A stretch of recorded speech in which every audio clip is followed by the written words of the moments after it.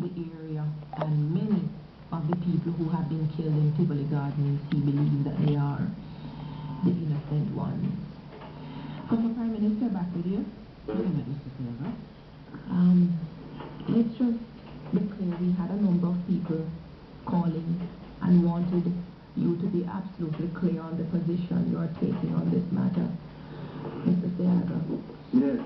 You are not doubting at all that gunmen were gathering in Tivoli Gardens with intent to take on the security forces before they went in? I can't speak to that. I don't know what they do.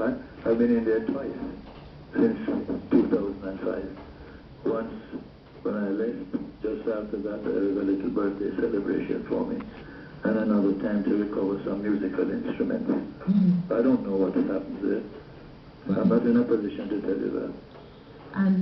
But your thought processes now after the fact would be exactly what? Restate those for me. I'm sorry, I didn't understand that.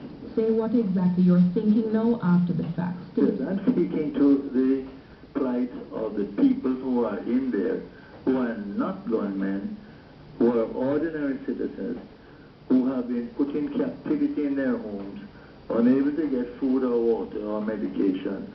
I have them calling me for tins of baby milk, etc., etc. I'm speaking to the plight of young men who, because they are young and because they are men, are being mowed down, elevating a death rate to something that is totally abhorrent. I'm speaking of the 500 that are in detention, about which we know nothing. And all of these come together because in so doing they provide shelter for one another in what is going on. When a mother doesn't see her son come home, she doesn't know whether he's dead or he's at the detention center. She rests because she figures he's at the detention center. When the center is cleared and he's not around, then she knows he's dead. Now how does she find out where that body is? And if she doesn't find the body, she has to be told by people who know and who are now saying so, like myself, that bodies are being buried over at Maypen, secretly. Even as we had the break a while ago, I got a call that the burning of bodies is taking place down in the PWD area, which is not Tivoli Gardens, but behind it, in a bush area. But Mr. Seaga, the political ombudsman and the public defender said they investigated that very allegation and did not come up with any credible evidence to suggest that bodies were being burned. It's a matter of timing. That's what so the 2 days ago or a day ago are talking about something that they say is happening now. Now I don't know, I'm not there. I can't verify some of these things. But I have a duty and a right to bring to your attention what is really happening. Now, there's another area of this thing that I think has to be exposed. The role of the private sector in this is something that tells me that there is no hope for this country. When Mr. Matalon can say it's a small price to pay, hear my words, it's a small price to pay. You can kill off 4 black people, and it's a small price to pay if you're wrong.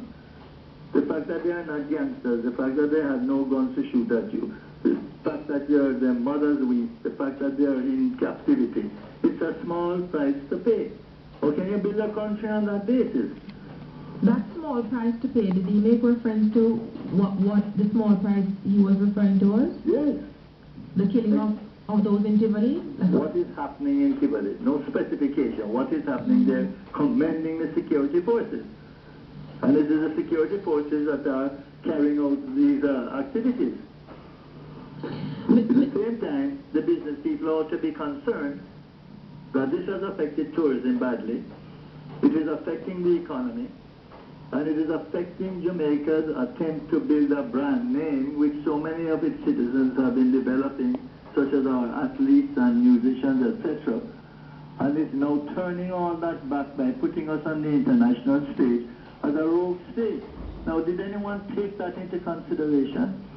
Has anyone thought of the damage that is being done there? Don't tell me about where are the gunmen and how they got out. They were told to get out. The announcement made on Sunday night by the Prime Minister was signal enough for them to know something was coming. They left. You can't telegraph what you're going to do in matters like this. It has to be done by steps. And so I've never had any success. Policemen help rope gangsters as well. They sell them the ganja that they collect. And they are part of the whole scheme of things that go on in the inner city. So that's why when a plan is made to go to an inner city area, the word is carefully kept so that nobody knows where you're going until you get there. But somehow they find out. So is it that you are laying much of the blame at the feet of the Prime Minister for the operation gone bad? I am blaming the Prime Minister for the fact that he has never taken up his duty as a Member of Parliament. Now, his idea of a Member of Parliament is different from my idea and the idea of many others.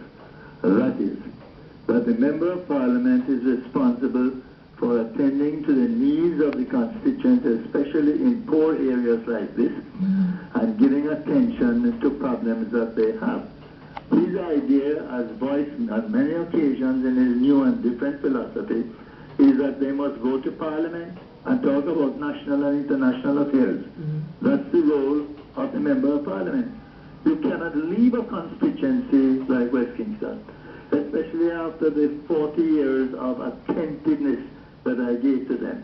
Abandon it, neglect it, and don't expect that gap to be filled by others. And that is what has happened. But do you accept, Mr. Seaga, that I'm not sure the plan you had in mind for West Kingston and Tivoli Gardens in particular, but somehow it went off rail. Did it? In 2005, when I left the community, we didn't face this sort of problem to the extent that it is now taking place. The community has been allowed to run wild in terms of going in its own route, and it has been hijacked to a certain extent by criminal elements, because there is no Member of Parliament in effect to deal with the problems that are there. And that is why Golden has faced such criticism.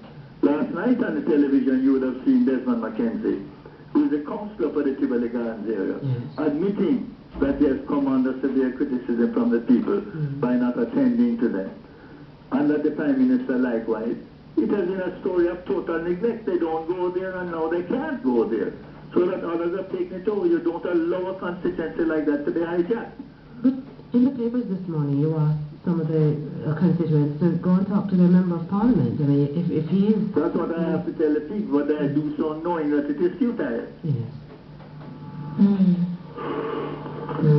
Mr. Seaga, we have to talk with you again because there are some developments in the Stirling Castle area. Kirkland Close. Kirkland Close, but we will be in touch with you. Thank you very much, sir. Thank you.